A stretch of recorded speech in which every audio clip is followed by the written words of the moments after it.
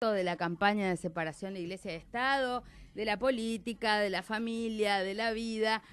Pero bueno, hoy es un día también, más allá de celebrar todos y todas que llegó la primavera, y eso nos pone alegres porque por lo menos algo hay para festejar, que el clima está más lindo, que hay solcito, hay cosas buenas en la vida, pero, hoy y mañana son 2 días importantes, impactantes, porque tenemos un paro hoy, movilización de organizaciones sociales, paro de la CTA y mañana paro de todos los trabajadores de la CGT, de la CTA, que adhiere también. Un momento complicado, difícil, el presidente Macri en la Asamblea de Naciones Unidas, tratando de, entre comillas, como él ha dicho, despejar las dudas de los inversores, pero en realidad todavía desconocemos los detalles del acuerdo con el Fondo Monetario Internacional. Suponemos que también en el marco de esta reunión y de las reuniones con empresarios y financistas en Estados Unidos también puede haber modificaciones a este acuerdo, líneas finas que todavía desconocemos porque solo conocemos los trazos gruesos, pero lo que sí sabemos es que en Argentina el impacto de los servicios, el impacto de la inflación en nuestros bolsillos está golpeando fuerte y duro. Y sobre todo está golpeando fuerte y duro, como lo habíamos dicho en el programa anterior, a los más vulnerables y entre ellos los niños y las niñas. No nos cansamos de repetir que 6 de cada 10 niños y niñas en la Argentina hoy están privados de algún derecho. Parece increíble, pero esto no es simplemente la falta de ingresos de sus familias, sino también condiciones que tienen que ver con la pauperización en muchos aspectos de muchas cuestiones que hacen y afectan al día a día de los niños y las niñas, ¿no? Por eso, en un ratito nomás vamos a estar hablando con Julieta Ortega, vamos a escuchar un poco de música, algo de música de su hermana.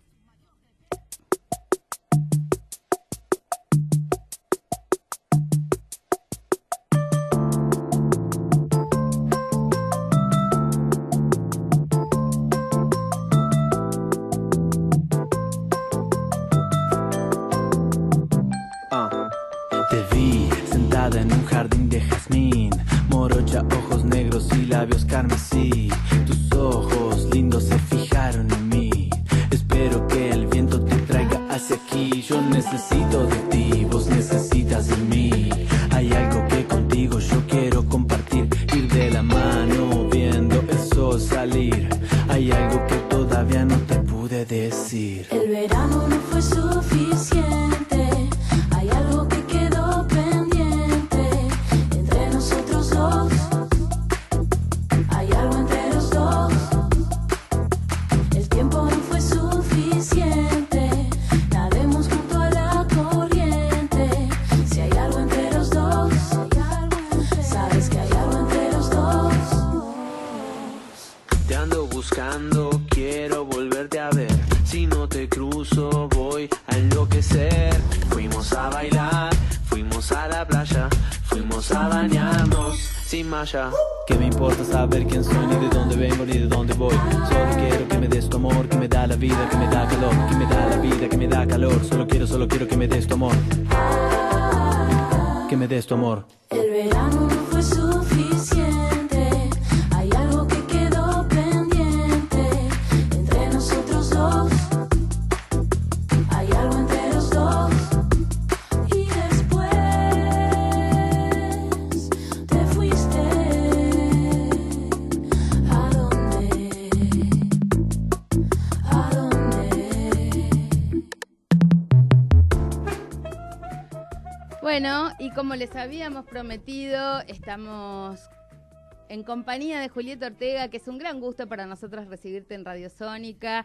Y sobre todo, bueno, poder interactuar un poco en profundidad, porque siempre la televisión y algunas cosas te permiten decir de tu compromiso, del grado de participación que han tenido las actrices argentinas, y vos una de las más participativas en todo lo que ha sido la lucha por el derecho al aborto legal, seguro y gratuito, ahora por la campaña nacional por el Estado laico, pero bueno, uno aparece adhiriendo, aparecen fotos, etcétera, pero es interesante también conocer como un poquito más en profundidad cómo se fue construyendo esta Julieta Ortega, militante social, políticamente comprometida con las causas de las mujeres, ¿no? Porque uno no nace feminista, se va haciendo. No, uno no nace feminista. A veces es feminista por mucho tiempo sin saberlo también. Ajá. Yo me fui como formando sola. Yo soy de una generación que no nació con la información que hay hoy. Sí tuve a mi alcance, por muchas razones, qué sé yo, desde literatura hasta mujeres muy fuertes a mi alrededor que no decían que eran feministas, pero qué sé yo, Ana María Picchio, por ejemplo, es una mujer que es como mi segunda mamá, muy querida, muy luchadora. Y que es el día de hoy que participa y no participa, y siempre me dice, ¿sabes qué pasa, negrita? Yo tengo un pie en cada lado, y yo la entiendo porque yo también tengo un pie en cada lado, porque nosotras, a diferencia de las generaciones que están viniendo, no nacimos con nada de esto. Estamos todo el tiempo luchando contra nuestro machismo y contra cosas que están súper arraigadas, aprendidas y que son muy difíciles de desandar. Sí. Y entonces incluso en la generación de Ana María, que es la generación de mi madre también, incluso entre las mujeres más independientes, luchadoras, qué sé yo, lúcidas, ellas también han tenido que luchar con un montón de cosas. Y ella, en el caso de Anita, todavía es de una generación a la que le cuesta autodenominarse feminista, digamos. Y sin embargo es una referente, es una mujer que yo tuve cerca y tuve la suerte de tener cerca mientras crecía, y fue una mujer, referente, mujer muy fuerte. Y después, bueno, la literatura, haber leído a Simone de Beauvoir a los 20 y pico de años, esas cosas te forman. ¿Vos estudiaste en Estados Unidos? Yo estudié en Estados Unidos y ahí estudié teatro 3 años. Pero tenía una formación bastante completa. Lo que pasa cuando estudias teatro es que tenés que estudiar, es que lees un montón. Y también, esto era a principios de los 90, yo me voy en el 89, diciembre del 89 me voy a vivir a Los Ángeles y pasé del 90 al 93 viviendo en Los Ángeles y estudiando teatro. ¿Ahí te fuiste sola? Ahí me fui sola. Mi familia se quedó en Miami, yo me voy a Los Ángeles sola. Con con Anna Strasberg, que era, bueno, otra mujer fuerte en mi vida, que fue como mi madrina, que también estaba ahí, amiga de mis padres, y me recibió y me mostró la ciudad y me ayudó a abrirme una cuenta de banco, a tener mi primer auto. Quiero decir, me mostró dónde estaban las cosas. Yo no tenía comunicación directa con mis padres porque no había WhatsApp en esa época, las llamadas larga distancia eran carísimas, no se escuchaba bien. Porque además ahí es cuando ellos se vienen para Tucumán. Claro, ¿no? Entonces ahí ellos, al toque que yo me voy a Los Ángeles, ellos se mudan de Miami se vuelven a Tucumán. ¿Y vos cuántos años tenías ahí? Y yo tenía 20. Ah, chiquita. Sí, ahora me parece que era chica, en ese momento me parecía que ya estaba bien para irme sola. ¿Viste cómo cambian las perspectivas? Sí, y me formé sola, o sea, me formé leyendo y teniendo un montón de cosas a mi alcance maravillosas, y viviendo en una ciudad en donde no conocía a nadie y no tenía mucho con quién hablar, porque Ana, además de ser una mujer de otra generación, era una mujer que iba y venía entre Los Ángeles y New York, o sea que tampoco estaba siempre, y leí un montón en esa época, y además no había redes sociales. Yo desde que existen las redes sociales leo un 40% o menos de lo... Me cuesta mucho concentrarme en cualquier cosa. Está todo el tiempo. Yo antes me dormía leyendo un libro y ahora me duermo mirando el celular. Y cosas muy frugales, digamos. Cosas que no sé ni por qué las estoy mirando. ¿Entendés? El primo de las fotos del primo de la tía de alguien que sigo. Sí, a veces hay que cerrar, hay que apagar. Bueno, pero ahora en este contexto en Argentina te tocaron momentos interesantes para participar y para sumarte. ¿Y cómo estuviste desde la Fundación de Actrices Argentinas? Actrices Argentinas nace fue Dolores Fonsi. Con Ni Una Menos. Sí, en marzo se hace la marcha de Ni Una Menos, a la que fui con Rosario, mi hermana que sonaba recién, a la que voy con Rosario y 3 amigas actrices. Esa marcha fue muy potente, yo había ido a otras años anteriores, pero la verdad es que la marcha de marzo de este año fue enorme. Y ahí, al toque de esa marcha, Dolores me suma a un grupo de WhatsApp que era Actrices por la Ley y una cosa así, que al principio éramos 15 y a los 20 días éramos 200 y yo le mando un mensaje. No, le digo a Cecilia Roth, que estaba haciendo teatro con Dolores, decirle a Dolores que yo me voy. Yo me voy a ir, no voy a decir nada, pero que ella sepa que me voy porque me estoy enloqueciendo. Somos un montón y no paran de hablar y la información se pierde y ya no sé. Le digo, yo le voy a firmar la carta que el principio era, queremos firmar esa famosa petición, que creo que fue una idea de Mu. Sí. Yo le voy a firmar. De las periodistas. Yo le voy a firmar esa carta, le voy a mandar la foto firmando la carta, pero me voy de este grupo y la próxima acción avísenme. Y quedé afuera del grupo. Y empecé a hacer cosas por mi cuenta que eran, bueno, ir a las marchas, llevar el pañuelo, cada vez que me lo tomé como algo muy personal, digamos, yo solía ir a los programas de televisión a promocionar algo que estaba haciendo y ahora era hablar de la campaña. Yo como condición era, si puedo hablar de la campaña y si hay una persona que me puede hacer el aguante, muchísimo mejor, porque va a ser menos hostil. Y me lo tomé como si estuviera promocionando algo, ¿viste? Me lo tomé como algo muy, muy personal. Sabía que hasta en ese momento teníamos diputados por delante, que hasta diputados teníamos tiempo para hablar del tema en público. Y paralelamente veía las acciones de actrices que por supuesto no me volvieron a sumar porque ya eran 250.000, no se acordaban ni quién se había ido y hicieron cosas por su cuenta. Y justo antes de diputados dije, yo voy a pedir a Dolores. Empecé a ir a las asambleas y le dije a Dolores, me sumaste, güey. Quiero volver al grupo. Porque me di cuenta que me estaba como quedando afuera de cosas que si no estabas ahí, claro, no. Yo tengo 10.000 WhatsApp de distintas sí, cosas. Ahora, y no soporto tantos bombardeos, bueno, pero es mucho, imprescindible hay momentos en los que decís, por favor, no quiero hablar más con nadie, no quiero saber más nada, de ningún tema. Pero bueno, en este caso yo siento que es una causa súper importante. Volví al grupo de WhatsApp, pasó diputados, pasó senadores.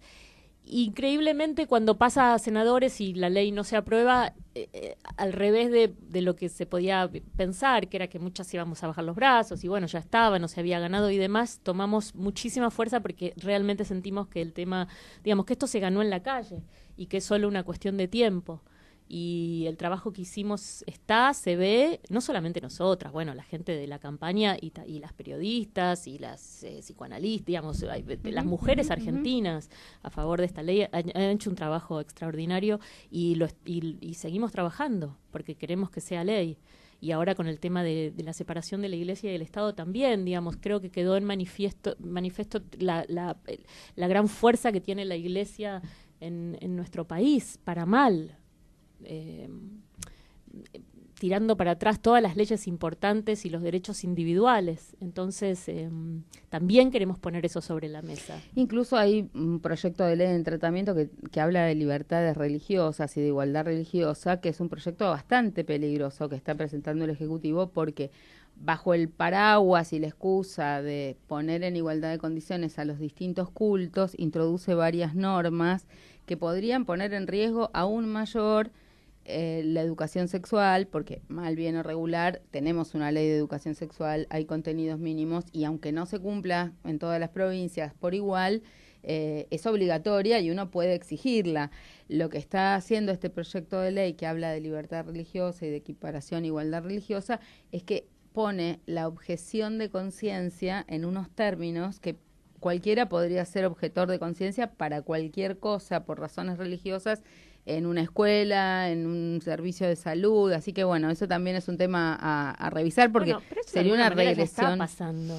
Sí, pero o andar a los colegios religiosos a ver si tienen educación sexual. No, pero es grave que se le dé el bill de indemnidad para hacerlo legalmente. Hoy, si eso no ocurre, es ilegal que no ocurra porque los chicos tienen un derecho.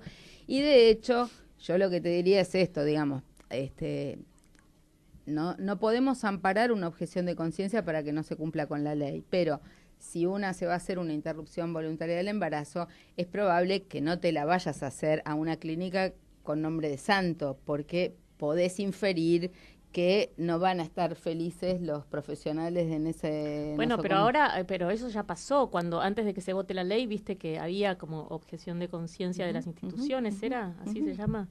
Donde, sí. Bueno, no sé, el Mater Dei, lo tengo presente porque parí a mi hijo en el Mater Dei y yo nací en el Mater Dei. El Mater Dei decía, nosotros acá abortos no vamos a hacer, y así miles de lugares. Claro, Lo cual en Buenos Aires no era tan grave como en algunas provincias en donde la gente nos decía, ¿dónde fui yo antes de la votación de senadores? Creo que a Misiones, donde nos decían, lo que pasa es que acá si empiezan con la objeción de conciencia no nos queda nadie. No, y hablábamos con otras compañeras, yo por ejemplo soy de la obra social de docentes de la UBA, que es 2UBA, pero 2UBA tiene conveniado con cuanta clínica tiene nombre de santo en toda la ciudad de Buenos Aires, con lo cual, cosas que uno no le da importancia cuando se va a hacer una radiografía, pasan a tenerlas si hablamos de derechos sexuales y reproductivos, si alguien no va a cumplir la ley. Estabas diciendo que fuiste a Misiones. ¿A qué provincia fuiste con motivo de la campaña de aborto legal, seguro y gratuito? No, ¿por dónde Misiones fui nada más. Estoy pensando, yo estaba grabando, en el último tramo estaba grabando la segunda temporada de Un gallo para Esculapio, que está por salir al aire ahora. De hecho, en la votación de diputados estuve en la calle y en la de senadores no, porque estaba grabando, estaba siguiendo todo con el teléfono y llegué a ir a Misiones porque la mayoría de las provincias nos requerían durante los fines de semana, los días de semana. ¿Y vos estabas grabando? Y yo estaba grabando. Y a Misiones fue el único lugar donde me pudieron organizar algún sábado. ¿Y qué? ¿Vos ya conocías, has recorrido el interior? Yo recorrí parte del interior en general por temas laborales. He grabado en distintas provincias distintas cosas. Desde hace 20 años a esta parte he grabado cosas. Pero ahora ido por trabajo. Un contacto con la gente. Y después con Tucumán tuve poco contacto porque en esa época que mi papá era gobernador, yo estaba en Los Ángeles, o sea que venía para Navidad. ¿Viste? Hacía tipo Los Ángeles, Buenos Aires no paraba. Y me tomaba el avión a Tucumán. Entonces tampoco es una provincia que conozco en profundidad como para decirte nada. Entiendo que el norte argentino es muy conservador y es donde los problemas más grandes y la resistencia más fuerte tuvimos y que casualmente son las provincias con tasas más altas de femicidios, de embarazos adolescentes. De violaciones. Y en esta recorrida en Misiones, ¿estuviste en Posadas, en otros pueblos? ¿Qué te dijo la gente? ¿Pudiste establecer un diálogo? ¿O era Pude establecer un diálogo, hubo una charla que organizaron organizaron 2 o 3 periodistas y con periodistas a su vez de Misiones y pude tener una charla preciosa con un grupo de chicas feministas de todas las edades, pero son minoría. Están luchando, si nosotros acá sentimos que estamos luchando al principio con un Estado patriarcal y con un montón de gente muy conservadora y con la Iglesia, imagínate lo que es para estas provincias, para estas mujeres. Y vos sabés que hay gente, yo estoy hace muchos años en este tema y he recorrido desde muy chiquita casi todo el país muchas veces y sobre todo se acordaba Andrea Pietra, que habíamos estado, ponele, que te diga, hace 15 años, justamente en el norte de Santa Fe, en Rafaela, dando una charla sobre educación sexual. Imagínate si ahora estamos en esta situación, hace 15 años atrás, las cosas que les decían a estas pobres mujeres que violadas, perseguidas por defender sus ideas y todo lo demás. Pero también los encuentros nacionales de mujeres, que ya llevamos más de 30, y que ahora justamente en pocos días vamos a estar en Trelew en el nuevo Encuentro Nacional de Mujeres, activaron una masa crítica que se fue sumando, pero todavía sigue habiendo muchas resistencias. Sí. Incluso ahora yo leía en los diarios que ahí en Trelew, que no es una provincia de las más retrógradas en relación a estos temas, que los grupos evangelistas se estaban organizando para no dejarnos hacer el Encuentro Nacional de Mujeres. Bueno, eso les pasó a algunas compañeras mías. ¿Estás sintiendo que hay como una como un reflujo bastante reaccionario? Bueno, es que sí, porque en la medida en la que estos temas, vos pensás que ¿hace cuánto que estamos hablando? Vos decís, yo estuve con estos temas toda la vida. No estaban visibilizados como ahora, pero por supuesto. Hace 2 años no estaban arriba de la mesa como están ahora y enfrente de la cara de la gente. Eso es muy molesto para mucha gente. No se vieron nunca amenazados. Fíjate, mismo este año, entre la votación de diputados, que yo creo que mucha gente no imaginó nunca que la ley se iba a aprobar, hasta senadores, el envión que tomaron, la Iglesia, salió a hablar el Papa. Mira, yo te quiero decir esto, hay cosas muy graves en términos de abusos sexuales y violencia de género a niñas y adolescentes, que son cifras muy brutales. O sea, si uno mira las cifras, por ejemplo, de la Corte Suprema de Justicia, el Observatorio de Género, o las cifras de el programa de las víctimas contra la violencia del Ministerio del Interior, y ve la cantidad de denuncias, la mitad de las denuncias son niñas o adolescentes menores de 18 años. Eso te está hablando de abuso sexual infantil, de violaciones. Y esos datos puestos sobre la mesa generan de los violentos una reacción mucho más virulenta. De hecho, mis amigas del feminismo global y del feminismo latinoamericano vienen haciendo estudios sobre el recrudecimiento de las formas de violencia explícita, mucho más contundentes de las que hemos visto con antelación. O sea, toda esa seguidilla de niñas en bolsas de residuos o incendiar a las mujeres, etcétera.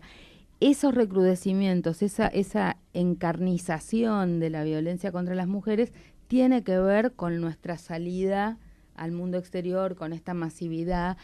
Y también es muy impactante cómo las adolescentes han tomado estas banderas, ¿no?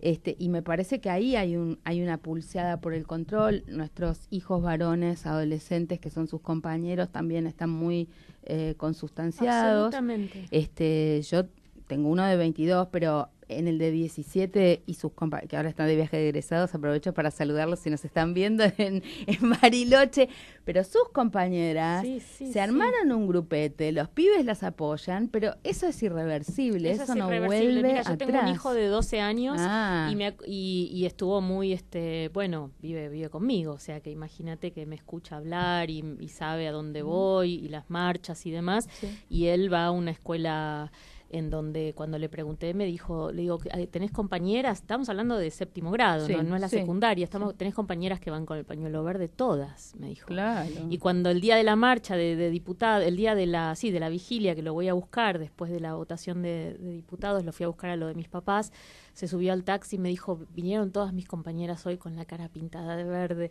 Y yo entiendo que me lo cuenta como casi con admiración. Mis compañeras el otro día pusieron una canción que te va a gustar y me la pone, y es una canción que habla de violencia de género, digamos. Ellos se entienden, respetan, y siento que también miran con admiración. Él me habla de sus compañeras mis compañeras pintaron en el pizarrón aborto legal, me dice.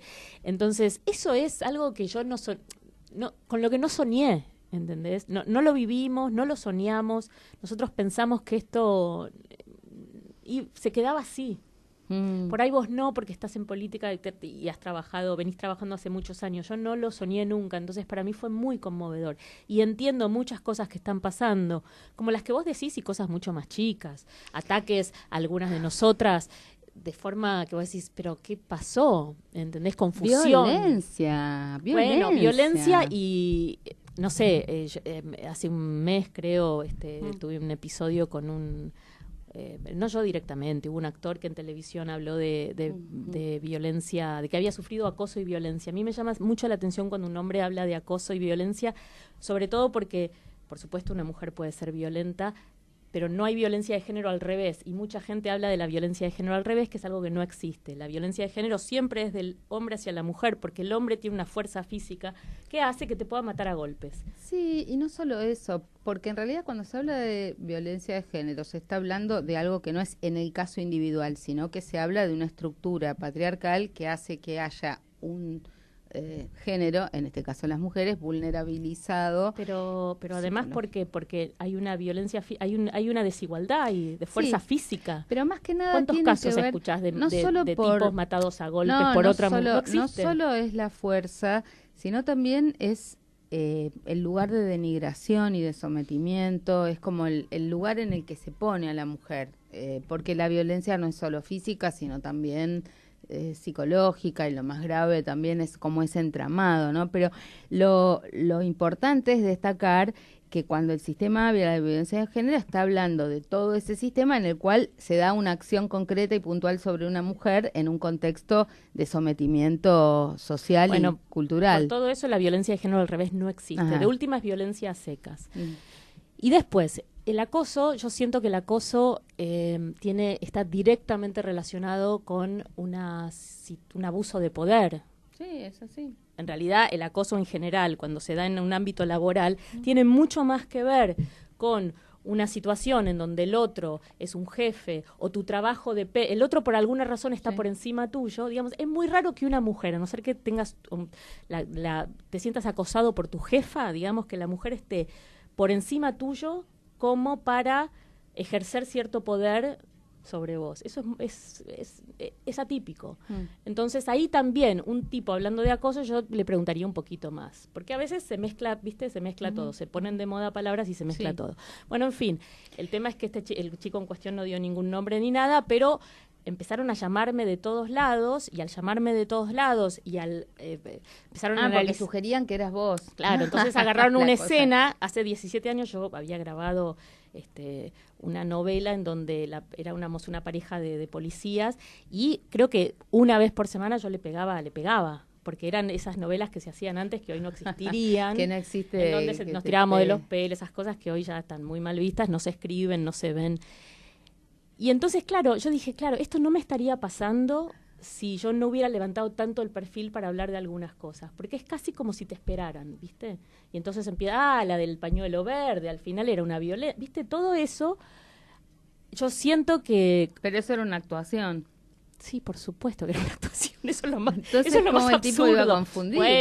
Bueno, porque... O decía que eso se prolongaba fuera No, porque esta persona dijo como si era una actuación. ¿Cómo vos habías aceptado era una ese papel? Era una persona que él habló de una actriz que le tenía que pegar y le pegó de más porque no sé, dio a entender como que no lo había podido llevar a la cama. Cuestión que nada, una estupidez. Yo lo llamé al actor y le digo, che, te están nombrándome a mí por todos lados. Me dijo, ¿querés que salgamos juntos a decir algo? No, le digo, me parece que no es necesario, pero algo voy a tener que decir en algún momento, porque me están llamando, me están volviendo loca. Bueno, decí que no tenés nada que ver y yo voy a decir que no tenés nada que ver. Bueno, dale. ¿No eras vos? ¿O sí? No se sabe, reculó. No sabemos. Claro.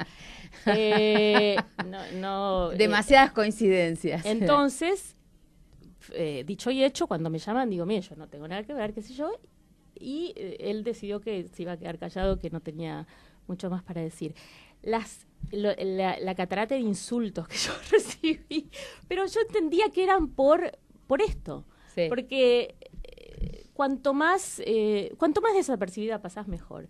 Cuanto más hablas de cosas que irritan a un montón de gente, mucho más te esperan para... Se divide en aguas, pero en este caso es muy peculiar la reacción de algunos varones y de algunos lugares donde toca esta sensibilidad. Yo me acuerdo, nunca me había... Mira, yo vengo planteando estas cosas desde que era medio jovencita. Creamos la Asociación de Mujeres Jóvenes allá en los 90, unas loquillas de aquellos años.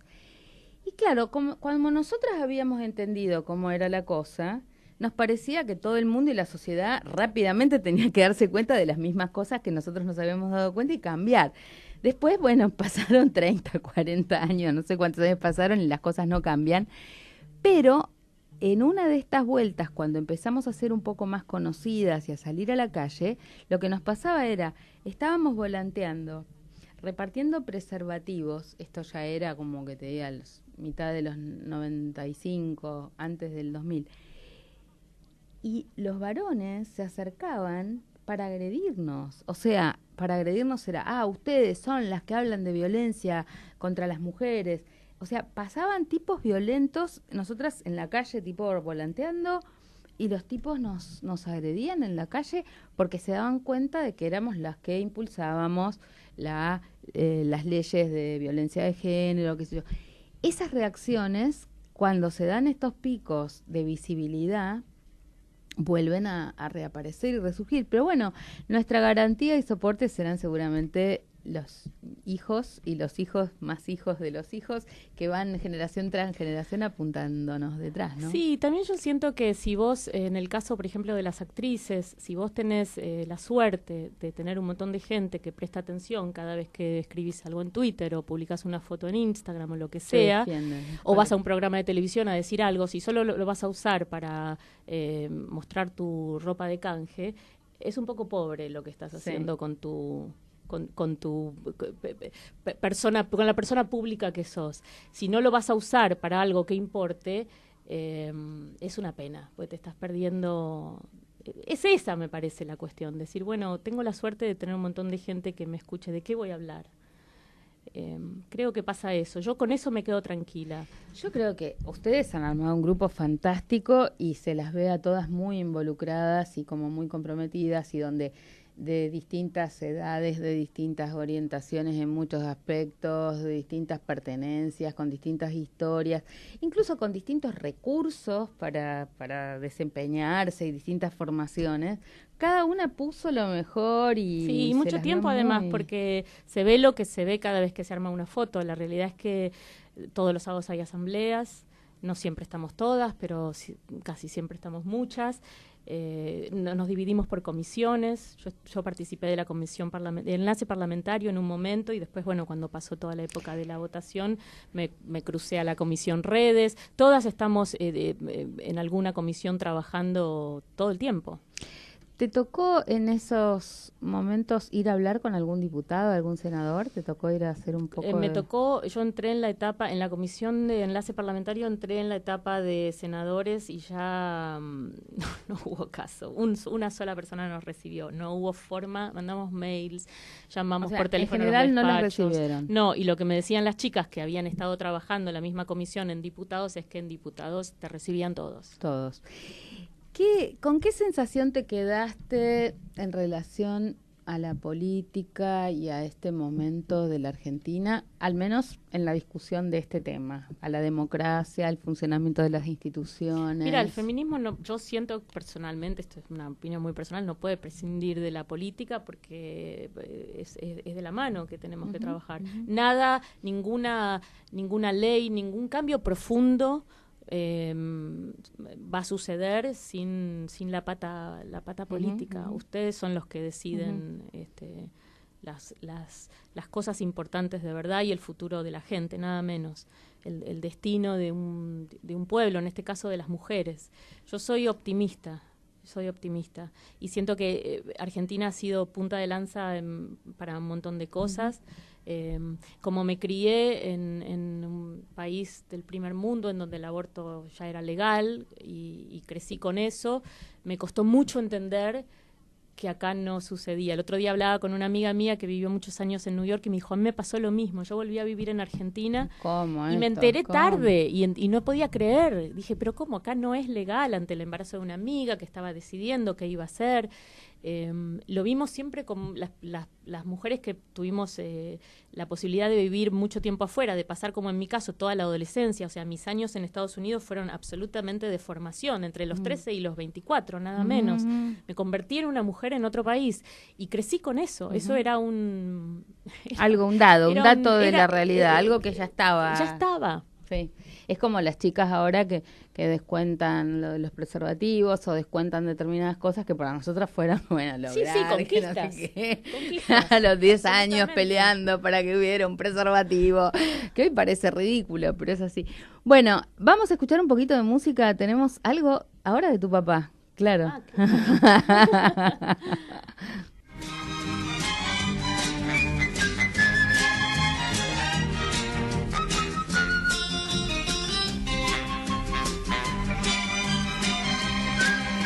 Tú eres lo más lindo de mi vida, aunque yo no te lo diga, aunque yo no te lo diga. Si tú no estás yo no tengo alegría, yo te extraño de noche, yo te extraño de día. Yo quisiera que sepas que nunca quise así, que mi vida comienza cuando te conocí. Y tú eres como el sol de la mañana que entra por mi ventana, que entra por mi ventana. Tú eres de mi vida la alegría, sos mi sueño en la noche, sos la luz de mis días. ¡Hey! Tengo el corazón contento, lleno de alegría. Tengo el corazón contento desde aquel momento en que llegaste a mí. Le doy gracias a la vida y le pido a Dios que no me faltes nunca. Yo quisiera que sepas que nunca quise así, que mi vida comienza cuando te conocí. ¡Hey!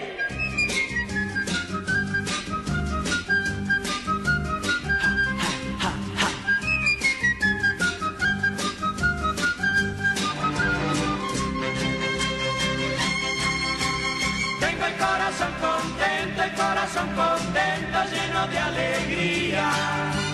Tengo el corazón contento desde aquel momento en que llegaste a mí. Bueno, y tenemos todos el corazón contento porque llegó la primavera. Llegó la primavera. Y porque, bueno, estábamos escuchando a tu papá, que fue parte, por lo menos de algunos de nosotros, de nuestra infancia, de las primeras películas que vimos, de toda la historia de la familia de ustedes, sí, que fuimos viviendo a lo largo de nuestras vidas, ¿no?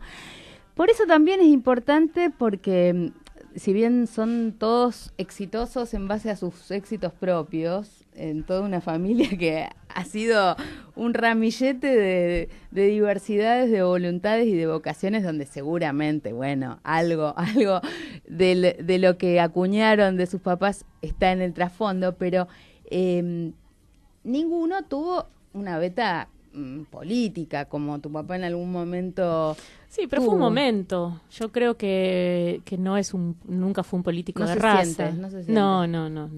No fue un momento. Pero a mí me parece que, bueno, a ver, yo tengo la convicción de que él sintió que tenía que hacer algo por Tucumán. Vos eras muy chica, pero yo tengo la sensación de que como era esa etapa tan dura, bueno, Tucumán siempre la pasó complicada. Sí, estaba Bussi, era Bussi, ganarle a Bussi. Como ganarle a Bussi, sí, ¿no? Era eso, y me parece que, bueno, alguien comprometido con su gente, con su pueblo, con su historia, con quién era. Sí, lo que pasa es que yo creo que o tenés una fuerte vocación política o te metes en una que en un momento te das cuenta te que la no cobra. Era. Sí, no salís vivo de ahí.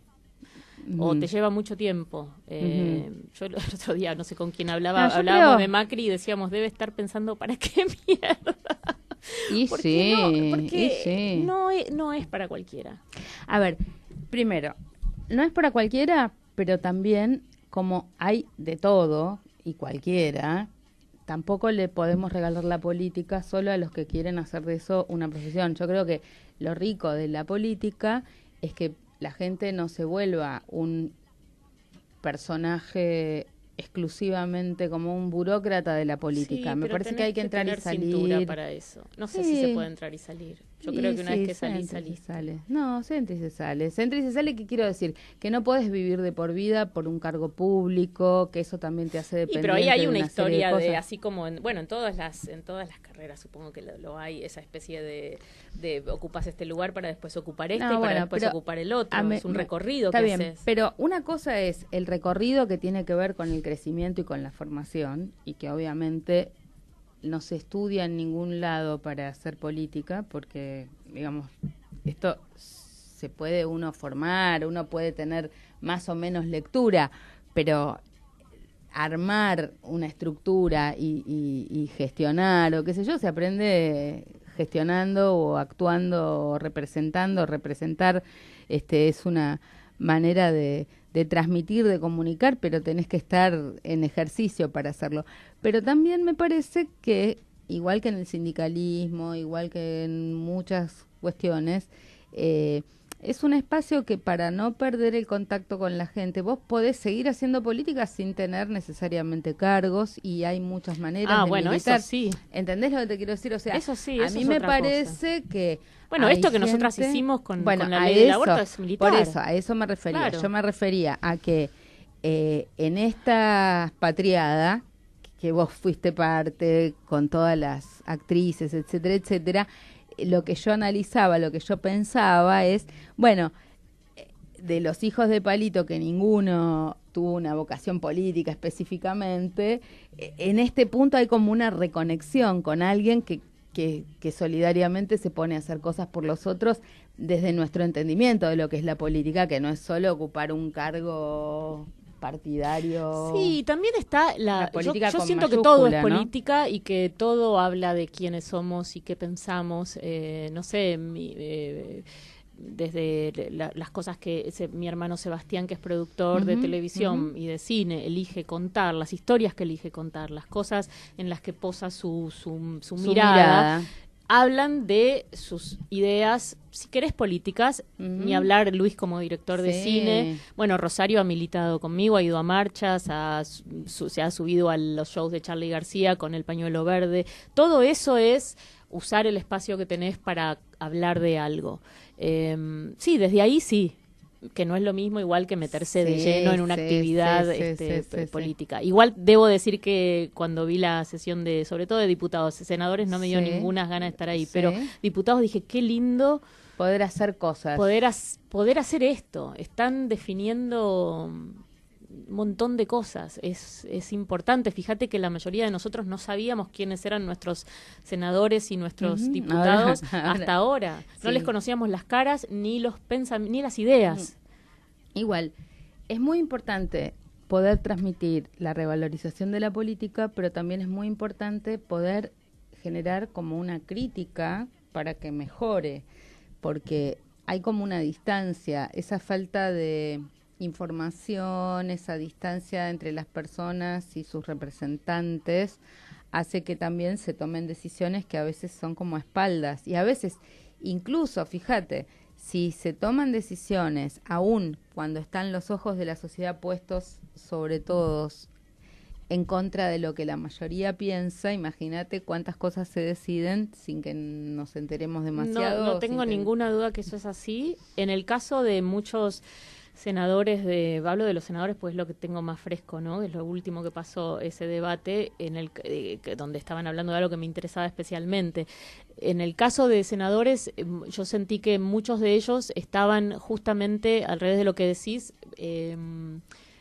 respondiendo por lo que sabía que estaban esperando de ellos en sus provincias. No el 100% de la población, pero en muchos casos, lo que mucha gente me decía es, ¿sabes lo que pasa? Este tipo después vuelve a, no sé, a Catamarca, donde sea, y tiene a los obispos en contra, a mucha de la gente en contra, y el tipo quiere ser gobernador. Yo creo que evidentemente en el interior del país todavía hay mucha gente con una influencia muy fuerte de la Iglesia y mucha gente que todavía no termina de comprender este tema de las libertades individuales, el tema del aborto, más allá de, para hablar puntualmente de esto, digo, más allá de lo que sabemos de los altos índices de abortos, de muertes salud por aborto, claro, y de ahí encuadrarlo en un tema de salud pública y de una realidad innegable, que se mueren un montón de mujeres en abortos clandestinos, en situaciones sanitarias no adecuadas y demás, y lo podríamos haber evitado. Más allá de eso, tiene que ver con reconocer a la mujer como un sujeto de derecho. Es decir, déjala decidir qué quiere hacer con su vida.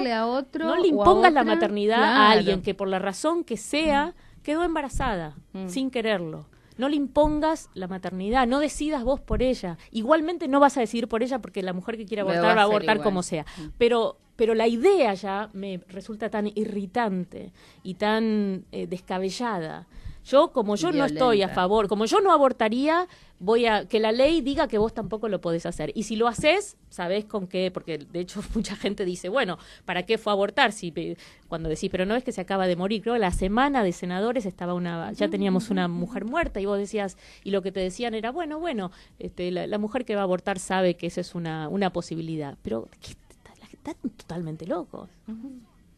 Sí, incluso, casi como castigo, ¿no? Bueno, como vas en contra de lo que yo creo que deberías haber hecho, sabe que tu vida está en riesgo. Ahora también todo este doble discurso, esta doble moral, donde los mismos que dijeron que la solución era la educación sexual, pasaron 15 ahora días, resulta tenemos que un nuevo debate sobre educación sexual, y se vuelve atrás con esto de manera escandalosa, ¿no? Sobre todo, bueno, periodistas de algunos medios conocidos, gente formada, parece realmente una negación y un dejar sin salida, ¿no? A las mujeres, a los adolescentes, a las adolescentes, hay como una, no sé, porque además ellos mismos no tienen vida sexual, no tienen vida, no tienen proyecto de vida. ¿Por qué imponerle a los otros? ¿Por qué esta es una falta de respeto para con los otros y las otras? Es un atropello. No, es un atropello para mí, para con las mujeres, porque los tipos no pasan por estas cosas. Es la mujer, es la idea de la mujer como objeto, como persona que está obligada a parir si queda embarazada, sino para qué viniste al mundo casi, ¿no? Como esta idea de el hijo que te manda Dios, eso se lleva, se sigue adelante con esa situación, sea tu deseo cual sea. No sé si viste el cuento de la criada, The Handmaid's Tale, lo estoy viendo ahora. Todo el mundo hablaba de esto el año pasado y yo no lo había visto, lo estoy viendo ahora. Yo vengo también viéndolo tardíamente. Estoy maravillada, fascinada con una idea que por supuesto está llevada al extremo, pero cómo tiene raíces en cosas que todavía nos están sucediendo hoy. ¿Cómo vivieron, qué te decía el resto de tu familia cuando estabas en este debate? Tu hijo, ya me contaste, el más chico. Mi hijo estaba muy, muy, muy a favor y muy orgulloso, y mis hermanos, por supuesto, están todos a favor.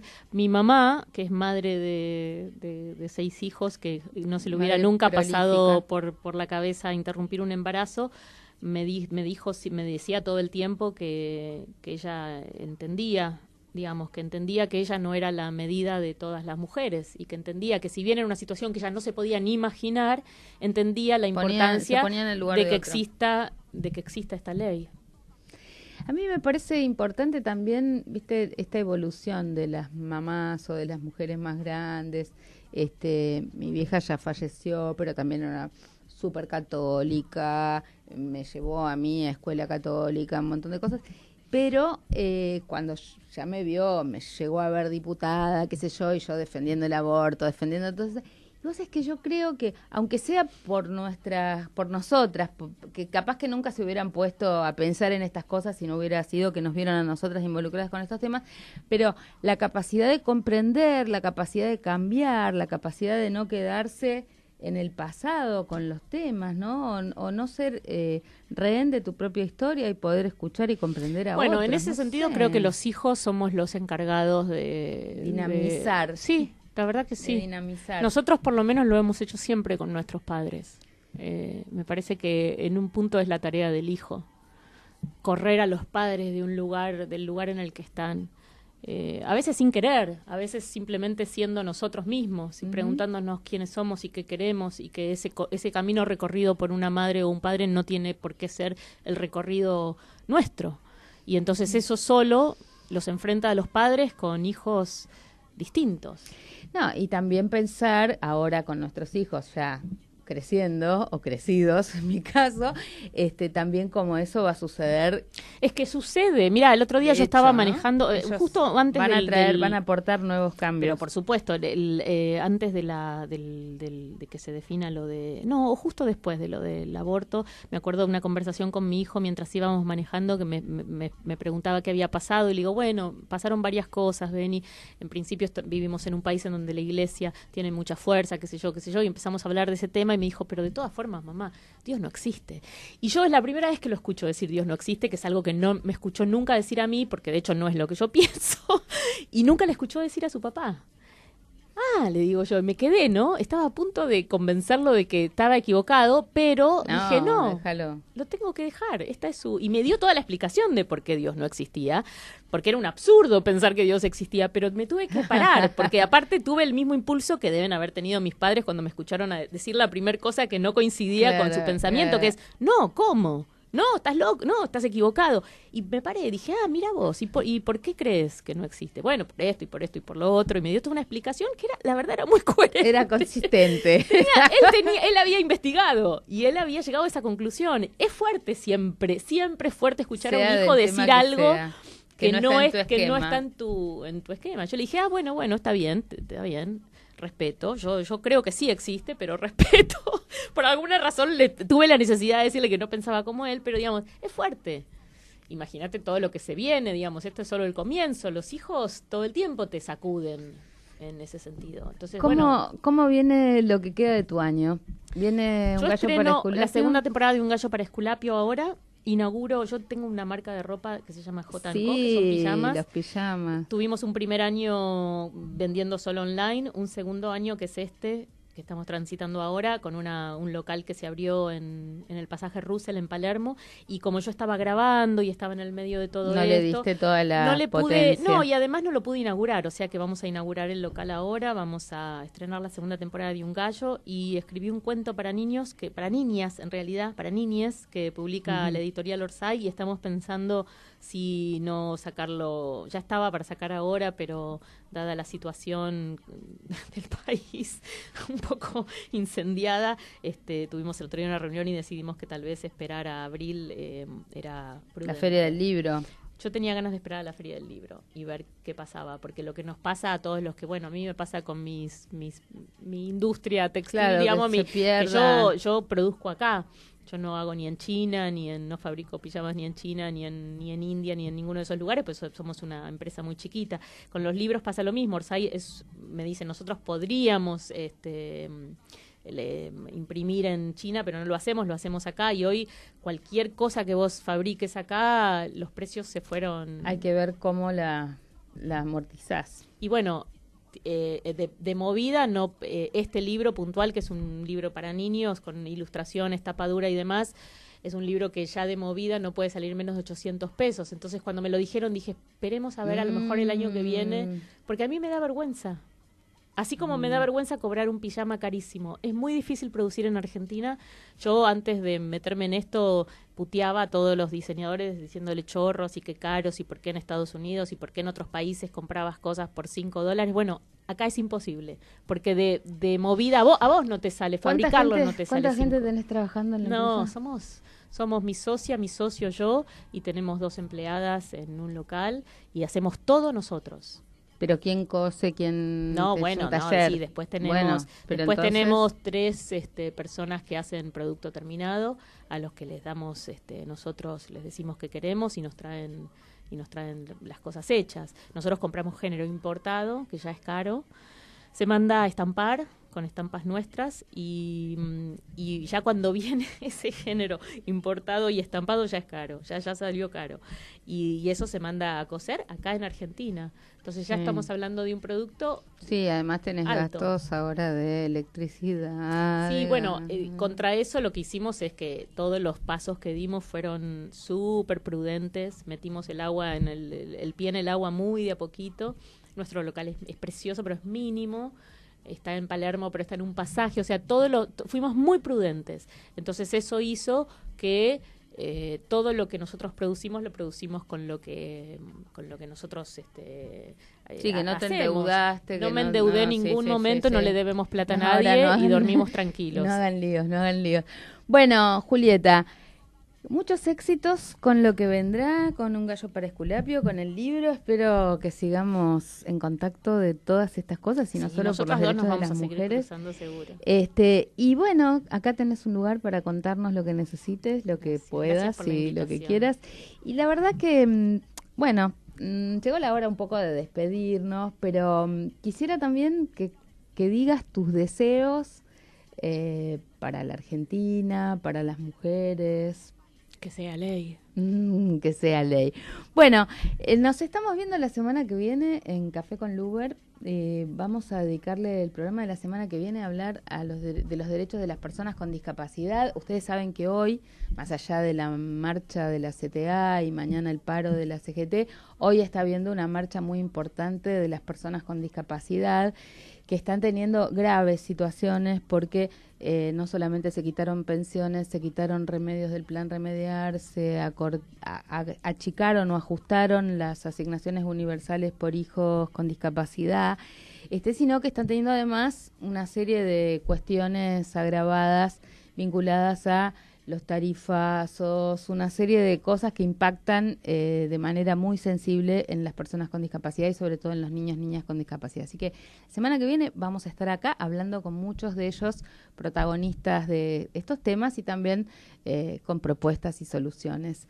Así que bueno, gracias Julieta, no, vos por la invitación. Beso grande, gracias por todo lo que haces, por lo que vas a seguir haciendo y por todo lo que aportan las actrices argentinas a esta causa que es de todas.